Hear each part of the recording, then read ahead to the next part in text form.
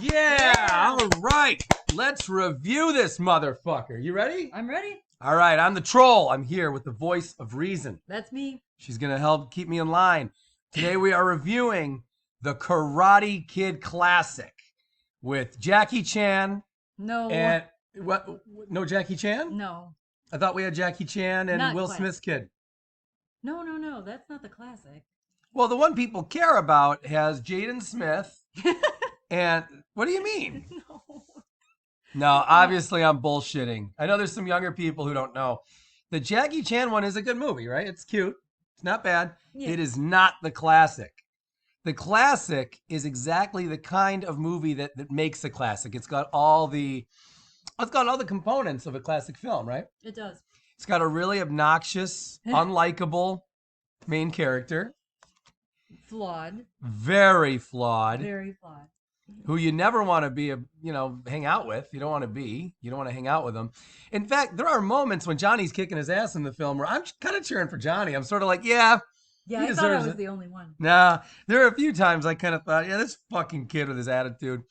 No, all jokes aside, I think Daniel's awesome, though. I really enjoy the fact that he was so flawed and he was such a real character. It made me kind of forget I was watching a movie, because for that era, again, some of you are younger, weren't around for it, but for that era, normally every movie was based around a kid who was like, don't you think? Yeah, very virtuous and perfect and hard to relate to, and at least with Daniel, you've got someone who is more human and flawed, and you can say, yeah, I do stupid shit like that too. So yeah, and Johnny, remember how this starts. Because I think people kind of forgot about this when the movie came out, and then we got reminded once Cobra Kai began. Hey, by the way, before we go any further, we're doing this review. Then we're going to review Karate 2, Karate Kid 3, maybe the fourth one. I don't know if we can stomach that one again. It won't be a great review, I'll tell you that. But and then we're going to review, because Cobra Kai Season 4 is coming out soon. We're a couple months or so away from Cobra Kai Season 4. So, yeah, I know. So we're pumped. So we thought, hey, what better way to celebrate? Then let's go back and let's review everything except maybe the fourth film. We'll see. We'll see how we feel. Right. Let us know in the comments if you want us to bother reviewing it. It's not great. All right. Most of you know that the Karate Kid films did not peak when Daniel left and then we brought in Hilary Swank. Okay. It wasn't the high point. Yeah, that's great for the comments. Yeah. I know, right? Let us know if you want us to go that far. Yeah. But of course, it still has Miyagi. It's still a Miyagi movie. So it's kind of hard to, get down on it. Anyway, we'll talk about that later if we ever bother with it. But for now, let's get on to the classic Karate Kid. Right. Classic Karate Kid with Jackie Chan. No. Okay. So Johnny, I was saying before I got sidetracked, Johnny wanted to make it work. Remember how that all started? Yeah.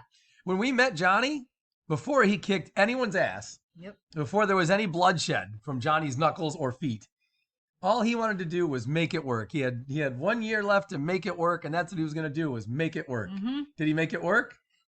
Well, not so much. Not at all. He threw his whole life away. He ruined everything for himself. Spoiler alert. Look, if you haven't seen the film after 36 years, just, 37 years, then that's how it is. But yeah, he actually went more downhill than ever. And so did Daniel when they shoved him down the hill. And I think about his bike. But well said. Yeah, right. So yeah, Johnny went metaphorically downhill though in every fucking way. He lost everything he had. He had lost Allie already. Yep. Any attempt to get her back was obviously going to fail, at least for the next 36 years or so. Dug him into the deeper hole. Right? Yeah, he wasn't going to get her back anytime before 2020. And he's struggling to get her back. Then he loses his friends, loses his karate, loses everything that made him feel like a winner. This poor fucking guy. All because Daniel Larusso from Reseda comes along and learns karate overnight and beats the shit out of him and takes his trophy, his tournament, his girlfriend, everything. Basically, Daniel coming to California was the worst thing that could ever happen to Johnny Lawrence. It was a turning point for Johnny Lawrence. Oh, my God. So all Johnny wanted to do was make it work. Daniel came in and went from loser to a winner. Johnny went from winner to a loser. Let's talk about the timeline errors. Yeah. There are some major timeline errors in this film. Let's start about the mom's job. Now, and this all comes down to the fact that even though this is a relatively long movie, they clearly shot way more footage than they ever could have used. This movie might have more deleted scenes than any movie I've ever heard of, really.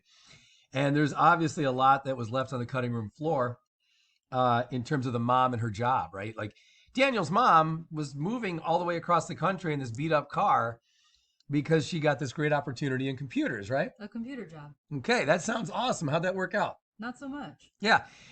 Like literally, if you try to follow the timeline they're presenting in this, within Daniel's first day or two, like they got there the day before school started. Way to cut it close, by the way, Miss Yes. Larusso. She drove there in that beat up car that kept stalling out. Yep. And they barely arrived there the day before school started. That's really cutting it close. That's hard to do. Yeah, so that's the first problem. But then she has this job in computers, and like literally by Daniel's second day, after he got beat up and had this whole problem with Johnny, by Daniel's second day, she's not only lost the computer job, but she's already working at a restaurant. She's managing a restaurant. Yeah, like that's bizarre. Was it Chinese? Was it a Chinese restaurant? I think so. I think. Yeah, I'll have to see it again. That'll make like time number 500. Anyway, so that whole thing about her job was left on the cutting room floor. Honestly, I would have kind of liked to see that. Mm-hmm. I would have liked, because it added a little element of kind of despair to the whole thing. And I think that would have been kind of cool that Daniel not only was so pissed off to be all the way in California, right? But then on top of it, you know, now the whole fucking reason they even went there is out the window. That the whole thing was supposed to be to have a good job, and now she's got a job she could have gotten anywhere. So it's like just adding even more to his reluctance to wake up and live his life every day. Yeah, he wasn't happy to be there. No, he was pissed off in the first place. Let's talk about another problem. In that same era, in those first couple days, Daniel gets the black eye. He gets the black eye the day before school. So like his second day there, I think it is. But the black eye is fiercely on Daniel's face for like a day or two. Mm-hmm. And then all of a sudden it's completely gone, even though it doesn't look like there's a time jump. It doesn't look like there's like a week later. Yeah. It looks like it is the very next day. And yet his black eye is completely healed. That's the first of two black eye problems we will have in this film. All right.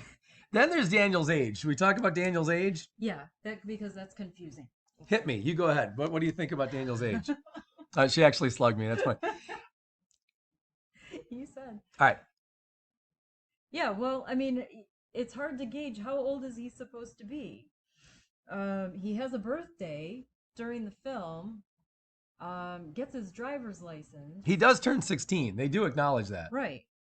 But is he a senior? He's a senior. Because I assumed he was a senior. So. Of course, he's got to be a senior because in Karate Kid 2, it's 6 months later, and he goes to the prom and he's done with high school. So he's definitely a senior. Right. Daniel's the first kid in the history of the world to turn 16 while he's a senior in high school. So he started his senior year as a 15-year-old. Right. Not that never happens. It never happens. But Daniel doesn't strike me as one of those kids. No, he's not that bright at all. He's smart, but you know. He's not. Come on. He's like Robbie in that he's resourceful. That's the one thing I like about that. Is he and Robbie, even though they're not father and son, they're both very like resourceful and kind of clever. Yeah. I thought that was a good thing they did with Robbie later in the TV show. But anyway, so yeah, he's 16. He's 15 when he starts senior year. That's ridiculous. And how about, aside from timeline errors, there are some other errors we got to talk about too, though. How about Mr. Miyagi and his house and the apartment where he works? You want to talk about this one? Yeah, let's. This is ridiculous because when we first meet Mr. Miyagi, he clearly works like all the time. Like he's there all day. He's there late into the evening with Daniel cutting those bonsai trees. They make clear this is what he normally does. He's also late at night there when Daniel, keep in mind it's September. It's not getting dark at like 5 p.m. there. When Daniel comes home and he's like, I hate this bike. I hate this fucking bike. That whole thing with the bike was late at night. And then also when Miyagi saves Daniel at the Halloween dance is also late at night. So it's pretty clear that Miyagi works late into the night as a maintenance man. However, the second he starts teaching Daniel karate, it's completely out the window. He's never at that apartment complex ever again. No, he retires to teach Daniel karate, essentially. All of a sudden, Mr. Miyagi is never fucking there ever again. I think that's bizarre. Now he's at his house. He's going fishing every morning. Remember, he'd always leave Daniel to go fishing and hang out on the boat. It's weird. It doesn't make sense. They should have said that he's teaching Daniel karate on weekends or something. course, if it was just weekends, how did Daniel go from knowing no karate, except to kick open that door, to knowing enough to be able to win the whole tournament in like 2 months? That doesn't make sense either, I guess. This isn't the greatest movie. Like, it's very, very enjoyable, but it's not like an objectively good film. And yet we love it. Oh, more than anything. Yeah, it's incredible. But it's filled with flaws, right? The enjoyment is huge, but the actual like objectivity of having it make sense, no. There's more errors than anything. In fact, it's probably more flawed than either of the other 2 sequels. Well, there's 3 sequels, but it's not as flawed as 4. 4 is an unbelievable mess. Again, maybe we'll review it. Anyway, so yeah, Miyagi's house. Oh, I like this. Here's another black eye problem. When Mr. Miyagi doesn't break up the fight, when he shows up to win the fight and he kicks Cobra Kai's ass. Halloween night, yeah, the Halloween fight. Johnny, he's had enough, man. I'll decide when he's had enough, man. During that fight, all Miyagi does to Johnny is he karate chops him in the chest. Like, I think he kicks him in the nuts too. Doesn't he kick his balls? That wasn't Johnny that he kicked in the balls. Okay, he kicked someone else in the balls. I think it was Tommy or Bobby. Okay, good. Well, they both probably deserved it at that time. He karate chops Johnny in the chest, but then the next day Johnny has a black eye for some reason. Yeah. The movie and the black eye mistakes are great. Oh my God, that's fun. I don't know. There's a lot of little problems. You know what you can see though? You can kind of see a little later in the film that Tommy would eventually, like, when Johnny makes that joke in Cobra Kai. Actually, it's not a joke in Cobra Kai, but he says, I think my friend Tommy got brain damage from that fight. Yeah. I agree with Johnny, because after that fight, Tommy goes from being very like a normal guy. He's very cohesive. He had a lot of, like, he was probably talking to Johnny more than anybody else from Cobra Kai. Like, he had the most conversations with Johnny. And then by the end of the film, and they're at the tournament, Tommy seems like a complete nut. Yeah. You know, he's like, yeah, get him a body bag. Yeah, he's going crazy. He does seem like he's either on Ritalin or that he is in some way, like, maybe having some kind of brain damage problem. So a little maniacal there at the end. Right. He was, he's going fucking nuts. Anyway, yeah. So what do you think? Do you have a favorite part of this movie? Well, for me, my favorite part, because I'm different than most people, I think, but my favorite part in the whole movie has nothing to do with karate, has nothing to do with any fight scene. My favorite part in the movie is the scene with Daniel and Miyagi, when Miyagi is kind of passed out with grief and alcohol, and Daniel tucks him in, and then kind of discovers things, quietly about Mr. Miyagi, that I feel like Daniel in that moment grows up a lot.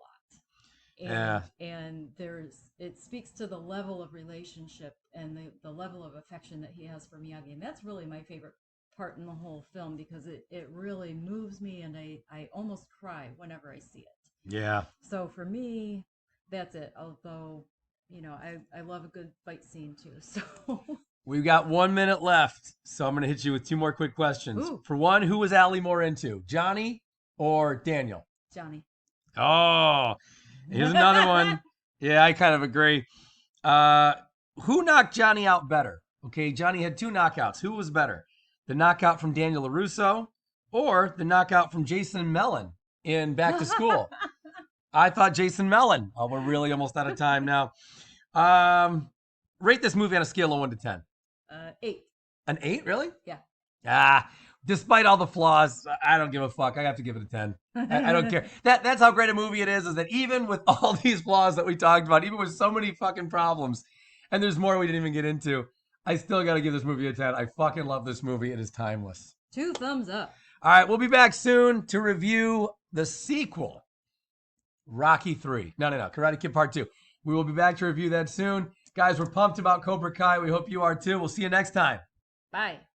Oh, and don't forget to leave in the comments. Tell us what your favorite scene in the movie is, and tell us what you think the biggest fuck up was. I'd love to see those 2 things in the comments, guys. Be sure to like and subscribe. See you soon.